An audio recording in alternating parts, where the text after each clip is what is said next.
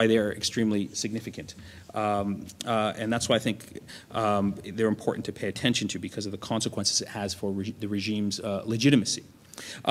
Finally, I think there are another argument to be made, and I want to make it as quickly as possible, that clerical dissent in societies where religion is a key marker of identity has important implications for the struggle of democracy. And allow me to just mention a brief historical parallel that might be more familiar to members of the audience.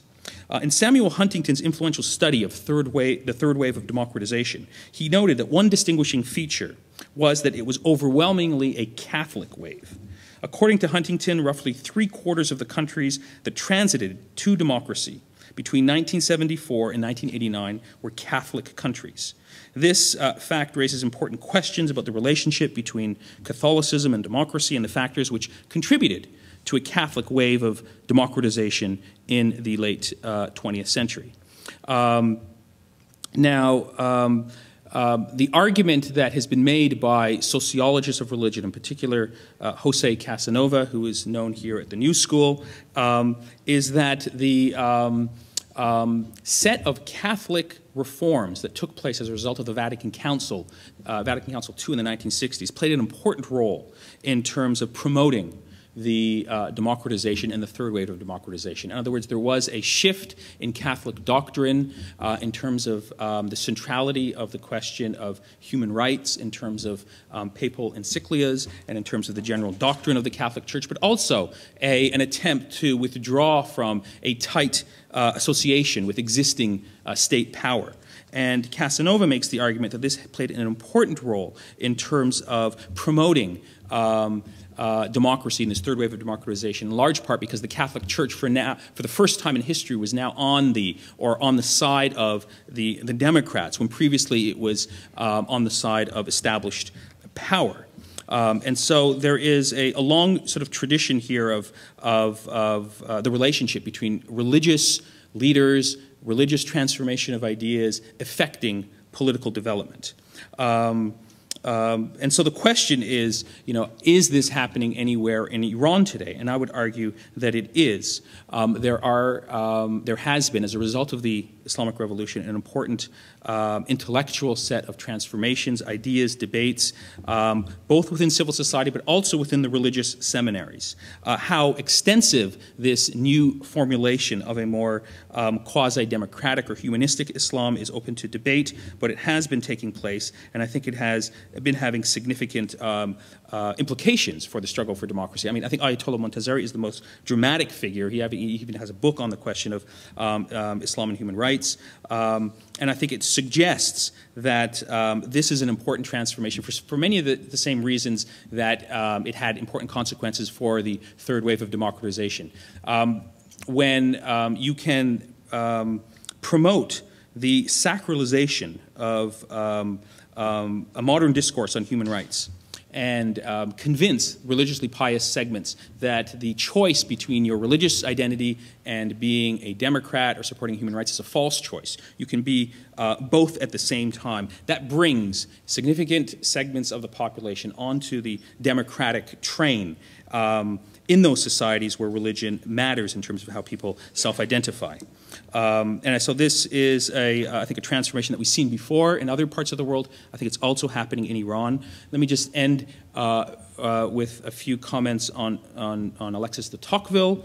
And Tocqueville is relevant because he talked a lot about, in his book, Democracy in America, on the relationship between religion and democracy, saying that the two actually can reinforce each other and be mutually reinforcing. He also had this passing observation, which I think is important, where he comes to the United States in 1835 approximately, and he travels around, and he is really surprised that all of the religious clerics, in particular Catholic leaders, have no interest in political power. And he's sort of shocked because it's a different situation in his native France. And he says that, this is an important key reason why religion is supporting democracy in the United States. There's no hunger for religious leaders to be in political power.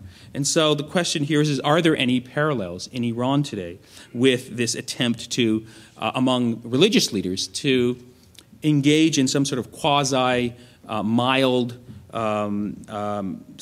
attempt to think about the question of religion-state relations, and I would argue that there is. There's evidence that I can cite, but let me just read two brief quotes to you from Ayatollah Montazeri in an interview that he gave in 2003 with the German press.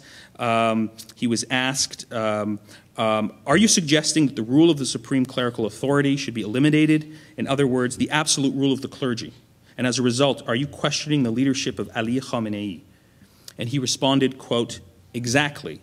The absolute ruler of the clergy is wrong, and Ayatollah's only responsibility is responding to theological questions.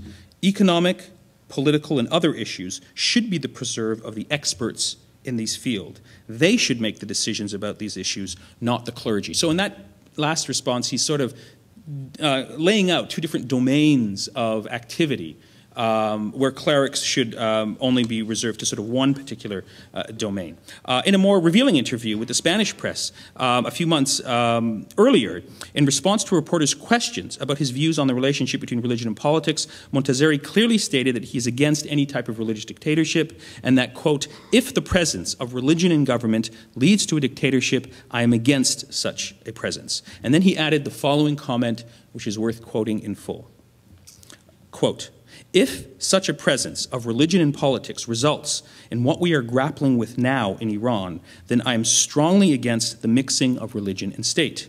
If such coexistence means interference by Ali Khamenei in all the affairs of the country and the lives of the people, then I state categorically that I am fundamentally against any type of religious government and advocate the separation of church and state, end quote. Let me just, one final comment just to sort of shake up the picture here a bit. There is a dissenting point of view here that has been offered about how important this clerical divide actually is for the struggle for democracy and for regime stability.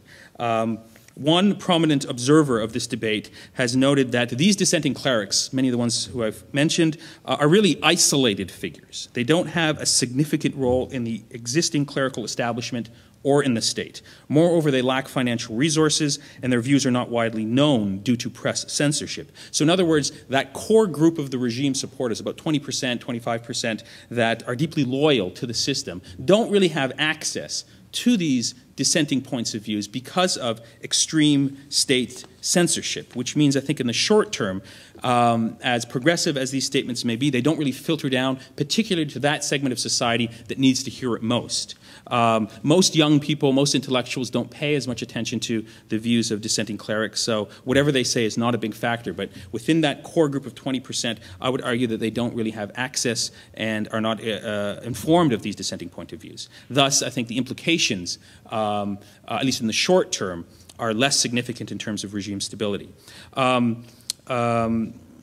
It's also important to point out that, from the perspective of the average pious Iranian who goes to Friday prayer every week or who is deeply religious, the only view that they really hear on the state television, in the newspapers, and on the Friday prayer sermons is really the voice of one particular interpretation of Islam. Friday prayer leaders are directly appointed by the supreme leader. They're giving talking points every week in terms of which theme to address. So the ability, at least in the short term, of these dissenting clerics to really shake up, I think, the internal balance of power is somewhat limited. But I think these views do have serious implications. And in conclusion, I think what we really need is a really serious academic study of someone who spent time in the religious seminaries at a local level, seeing what the younger generation of clerics who are active and who are studying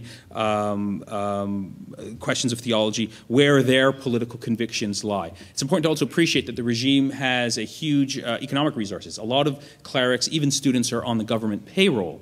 So the ability for them to sort of take dissenting point of views often has huge economic implications for them in the short term, which I think affects to what extent we are going to see a major clerical uprising in the short term. So that's the summary of my comments. Thank you for your patience.